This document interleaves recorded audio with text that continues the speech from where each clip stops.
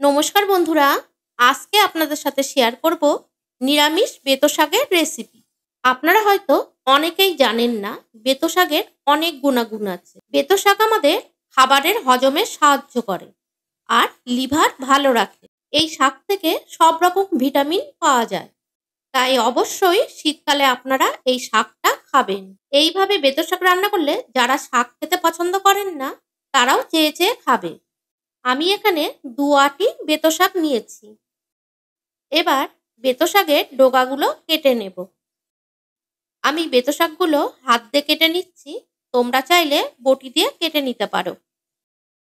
এই বেতো শাকগুলো শীতকালেই পাওয়া যায়, গরমকালে পাওয়া যায় না। বেতো শাকের ডগাগুলো খুব সুন্দর নরম হয় আর গোড়ার দিকটা খুব শক্ত থাকে। বন্ধুরা, বেতো শাকের ডগাগুলো সবকটা আমি কেটে নিয়েছি। তারপর বেতো শাকগুলো জল দিয়ে পরিষ্কার করে ধুয়ে নিয়েছি। এবার বেতো শাকগুলো রান্না করার জন্য আমি গ্যাস ওভেনে কড়াই বসিয়ে দিয়েছি। কড়াইটা ভালো মতন গরম হলে দিয়ে দিলাম ১ টেবিল চামচ সর্ষের তেল। তারপর তেলটা একটু গরম হয়ে গেলে তেলের মধ্যে দিয়ে দিলাম সামান্য পরিমাণ লবণ আর সামান্য পরিমাণ হলুদ গুঁড়ো। এই সময় গ্যাসের আঁচটা লো মিডিয়ামে দিয়ে রাখতে হবে আর তেলটা খুব ভালো মতন মিশিয়ে নিতে হবে। আমি এখানে হাফ কাপ মতন বিউলির ডালের বড়ি নিয়েছি। এবার বড়িটা খুব ভালো করে ভেজে নেব। এই সময় গ্যাসের আঁচটা লো মিডিয়ামে দিয়ে রাখতে হবে আর বড়িগুলো লাল লাল করে ভেজে নিতে হবে। বড়িগুলো ভাজা হয়ে গেছে, এবার তুলে নেব। তারপর একই তেলের মধ্যে দিয়ে দিলাম ১ টেবিল চামচ সর্ষের তেল। তারপর তেলটা গরম হয়ে গেছে, এবার বেগুনগুলো ভেজে নেব। বেগুনটাই আমি ভালো করে ধুয়ে লবণ হলুদ মাখিয়ে রেখেছিলাম। বেগুনগুলো একটু সময় ধরে লাল লাল করে ভেজে নিতে হবে। যে সকল বন্ধুরা আমার চ্যানেলে নতুন এসেছেন, আমার রেসিপিটা যদি ভালো লাগে তাহলে অবশ্যই আমার চ্যানেলটি সাবস্ক্রাইব করে রাখবেন আর পাশে থাকা বেল আইকনটি বাজিয়ে দেবেন। আমি যখনই ভিডিও ছাড়বো আপনারা সবার আগে দেখতে পাবেন। বন্ধুরা, বেগুনগুলো লাল লাল করে ভেজে নিয়েছি, এবার তুলে নেব। তারপর একই তেলের মধ্যে ১ টেবিল চামচ সর্ষের তেল দিয়ে দিলাম। তেলটা খুব ভালো মতন গরম হয়ে গেলে দিয়ে দিলাম একটা শুকনো লঙ্কা আর ১ চামচ কালো জিরে। এই সময় গ্যাসের আঁচটা লো মিডিয়ামে দিয়ে রাখতে হবে আর মশলাটা একটু ভাজা ভাজা করে নিতে হবে। মশলাটা হালকা করে ভেজে নিয়েছি, এবার দিয়ে দিলাম একটা বড় সাইজের টুকরো করা আলু। তারপর দিয়ে দিচ্ছি হাফ চামচ লবণ আর হাফ চামচ হলুদ গুঁড়ো। তারপর আলুটা একটু ভাজা ভাজা করে নেব। আলুটা খুব ভালো করে ভাজতে হবে, যাতে ভাজতে ভাজতে আলুটা সিদ্ধ হয়ে যায়।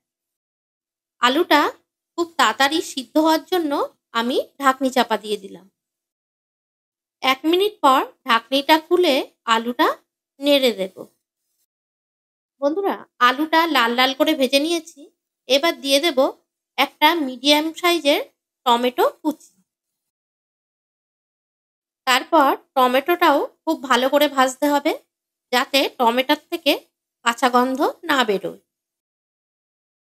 টমেটোটা ভাজতে ভাজতে যখন সিদ্ধ হয়ে যাবে সেই সময় দিয়ে দেব ১ চামচ কাশ্মীরি লঙ্কা গুঁড়ো। বন্ধুরা, আমি এখানে সুন্দর একটা কালারের জন্য কাশ্মীরি লঙ্কা গুঁড়ো দিয়েছি, তোমরা চাইলে এটা স্কিপ করতে পারো। তারপর দিয়ে দিচ্ছি হাফ চামচ হলুদ গুঁড়ো। তারপর সবকিছু একটু ভাজা ভাজা করে নেব। এই সময় দিয়ে দিতে হবে বেতো শাক। বন্ধুরা, আমি যেভাবে বেতো শাক রান্না করছি আপনারা ঠিক এইভাবে বাড়িতে বেতো শাক রান্না করে খাবেন, দেখবেন বাড়ির সবাই আঙুল চেটে চেটে খাচ্ছে। তারপর শাকের মধ্যে দিয়ে দিচ্ছি সামান্য পরিমাণ লবণ।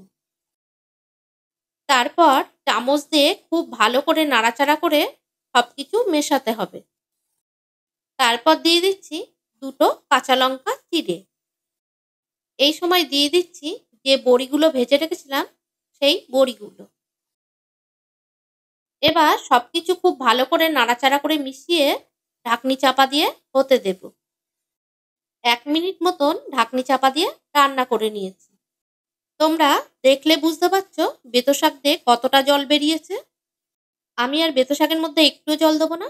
বেতো শাক থেকে যে জলটা বেরিয়েছে এই জলটা দিয়েই রান্না করে নেব। আমি আরও একবার ঢাকনি চাপা দিয়ে রান্না করে নিয়েছি। সবার শেষে দিয়ে দিচ্ছি বেগুন ভাজা। তারপর সবকিছু খুব ভালো করে নাড়াচাড়া করে মিশিয়ে নেব। এই রান্নাটা প্রথম থেকেই গ্যাসের আঁচটা কমিয়ে রান্না করতে হবে। তারপর ঢাকনি চাপা দিয়ে দিলাম। 1 মিনিট পর ঢাকনিটা খুলে নিলাম। তারপর শাকটা খুব ভালো করে আরও একবার নেড়ে দেব। তারপর সবার শেষে দিয়ে দিচ্ছি 1 চামচ চিনি। বন্ধুরা, একবার হলেও বাড়িতে এইভাবে মশলা ছাড়া বেতো শাক রান্না করে খেয়ে দেখবেন। এর স্বাদ কখনো ভুলতে পারবেন না। বন্ধুরা, আমাদের নিরামিষ বেতো শাকটা রান্না হয়ে গেছে। এবার তোমাদের পরিবেশন করে দেখিয়ে দিচ্ছি। এই নিরামিষ বেতো শাকটা গরম ভাতের সাথে খেয়ে দেখবেন, খেতে দুর্দান্ত লাগে। বন্ধুরা, রেসিপিটা যদি ভালো লাগে তাহলে অবশ্যই ভিডিওতে একটা লাইক করে দেবেন আর আপনাদের বন্ধুদের মধ্যে রেসিপিটা প্রচুর পরিমাণে শেয়ার করে দেবেন।